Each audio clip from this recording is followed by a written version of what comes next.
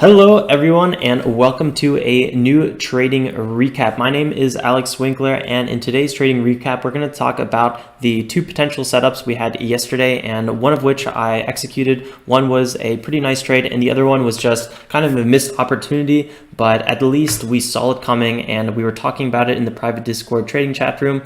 And yeah, so let's talk about them right now. Actually, I think the best way to do it is just head right over to the chart. So let me switch my screen and we'll get right into it. So here I wanted to bring up ahead of time before we got started is in the Discord private trading chat room.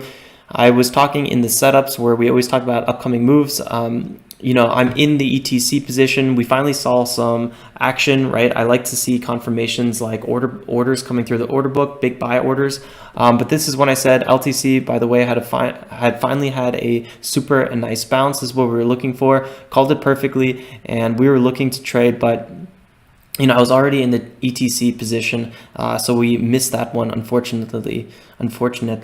So let's go over the chart and view this a little bit. So this was yesterday. Today is the 10th. Yesterday was the 9th, and that kind of starts right around here. Anyway, we had this huge run up. I mean, look at this general resistance zone right here, and eventually we broke through it after this nice little hammer candle.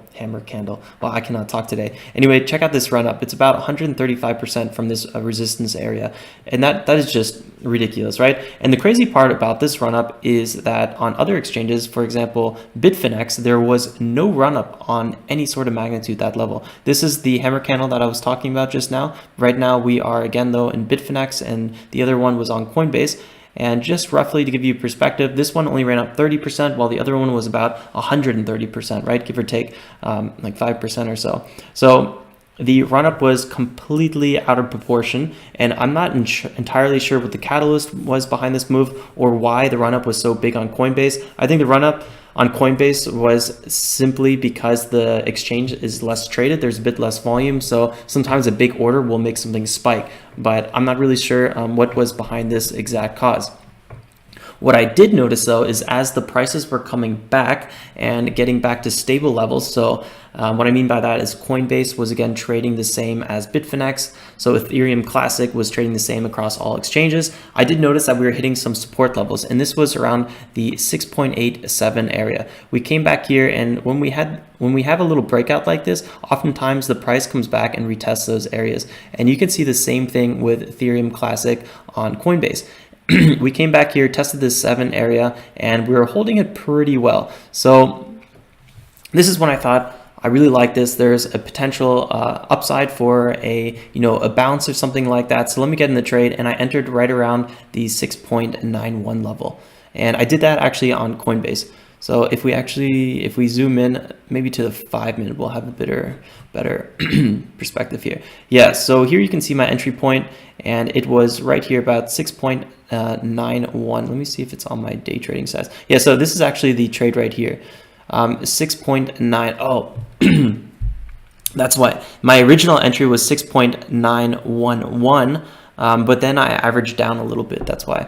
Okay, I forgot about that part. So let me go back here. So yeah, what I did was we had the initial bounce from here, and then I was looking for that retest, and that's when I entered the position. I did though, however, if you notice this, I entered after we had the confirmation that we did not break through, right? I never want to get overly aggressive and enter on the way down, because you don't know how much we're going to crash. You don't know if it's going to be a super big crash with big volume, and then we hold our lows and then the price keeps going down. We don't want that to happen. So what I like to do is buy on a support line bounce, but I like to buy on the bounce. Exactly. It's a little times you leave a little profits on the table, but it's taking a lot more risk off the table. So for me, that's more my preference. Cool. Anyway, we eventually were holding this, and this area was a bit nerve-wracking. Waiting through this whole thing, because I was give or take up and down 4 cents, and it was just not really a fun place to be. But I really liked how we were holding our highs. We didn't even end up testing this support zone again, so I was pretty confident, and I held through the position. And then eventually I got out into this area. The reason I didn't get out here and I got out here is because my original ideal exit order that I place right after I enter a trade was originally right around this shoulder, and we did not reach it. And after we had this failed breakout that did not hold our highs whatsoever, I lowered my exit to right around here. And I did that after this failed peak, right? That's why I didn't get out here either. So I kind of had to survive through all this, even though I usually like to get in and out of a trade very quickly. And yeah, this one was a bit nerve-wracking, but overall ended very nicely. It was a clean 3.27% gainer, $408 profit. You can see the position size. Oh yeah, it was $13,293, so a bit over $12,000, like I said in the beginning of the video. But overall, it was a clean day trade, and I'm pretty happy about it. The one thing I did want to bring up though in this video is simply to talk about what the other trade was, and this is Litecoin. I was looking at Litecoin like a hawk yesterday, and I saw a really nice trading opportunity coming up as we were approaching this $85 area and looking to retest. And I was freaking out that I was not able to enter this trade. Really, I was borderline upset. Like depressed almost. No, it wasn't that bad, but what we had was a failed breakout, right to this level. We came back to the 85 level and we broke down from it, but we failed the breakdown. This is just like what I was talking about in the last trade, where I like to buy after a retest is confirmed. This is a confirmation that we have a bullish move on our hands. And unfortunately, I was watching this whole thing. I literally, the whole entire thing, not this big break because I wasn't up till about like 7:30, but I watched this one. And then again here, I was like, oh man, I really wish I could get into this position because this looks good. And this is what I was writing in the Discord private trading chat room. So an entry right around here would have just been amazing. And when I was thinking that, we had a break about 4%. I mean, a 4% break in just, an hour is huge with cryptocurrency, because a lot of times people say cryptocurrency, it moves so much, it's so volatile. Yeah, it's kind of true. Or it's definitely true, but it's true on a bit longer time scale. So when I was day trading, you can be in and out of the market in 30, 45 minutes and be done trading for the whole day, right? It's very rare that cryptocurrency makes these huge moves in a small period of time.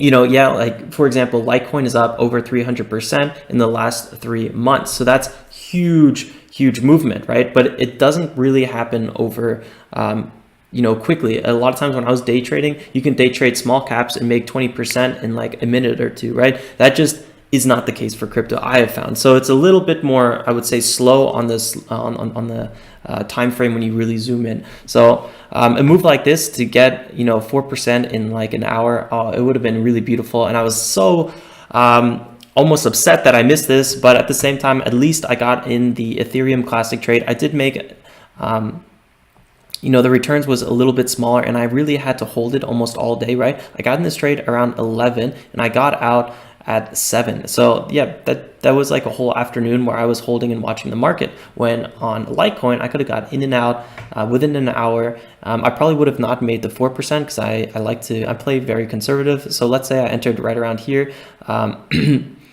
Anything around 86 probably would have been a very nice fair entry. I probably would have got out way before this resistance. I like to sell into shoulders, so I probably would have sold around this shoulder. So yeah, I probably would have also got a 3%, maybe 3.2% return, but still it would have happened a lot faster, and I would have been able to free up my cash and maybe enter this Ethereum Classic move again and make 2 trades in that day. So it was kind of a bittersweet moment. I had a beautiful trade, and I'll never complain about making $400 in a day, but I had to make a choice which one I wanted to do, and I went with Ethereum Classic. But it just shows you that there's trading opportunities everywhere. They happen again and again. You just need to know what to look for. And a great place to bounce off ideas is in the private Discord trading chat room. So if you have access to the subscription or the course, you have access to the private Discord trading chat room. So if you're not already active inside of it, get active. There's always people ready for analyze and set up. I'm in there almost 24/7. So just throw in any questions, and yeah, that's all you have to do. Is there anything else I want to talk about in this video? I'm trying to be quick. I know you guys are really busy, and I don't want to take up too much of your own time.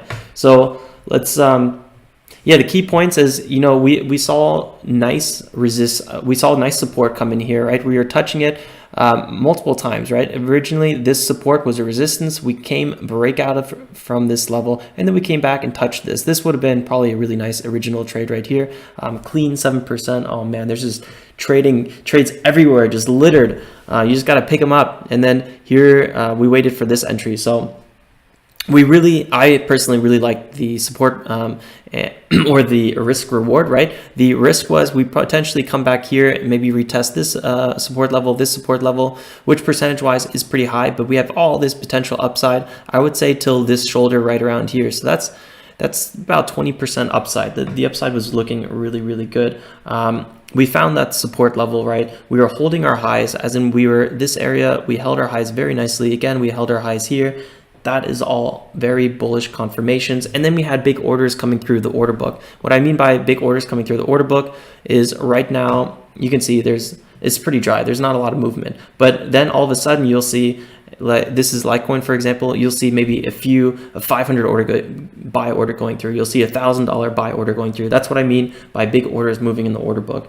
And yeah, when you have all these confirmations, you know there's a potential reversal or at least a bounce, a short-term live bounce. So that's how you day trade in a nutshell, at least when looking for a support line bounce. And yeah, yesterday was a pretty fun day. Today, I would have loved to take some more entries, but we've been seeing a lot of slow movement, no perfect setups, except EOS.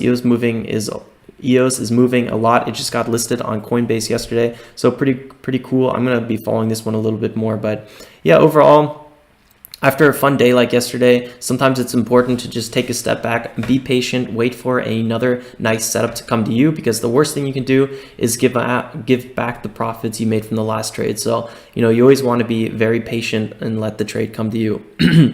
Cool. I think that is everything for this video. If you have any questions, please leave a comment below or email me at alex@enzo.com or hit me up in the private Discord trading chat room. That is probably where you will get the fastest answer from me. Whew, I feel like I can't talk today. Cool, guys. That's everything. So I hope to see you in the chat room, and I'll see you again in an upcoming video. Ciao, ciao.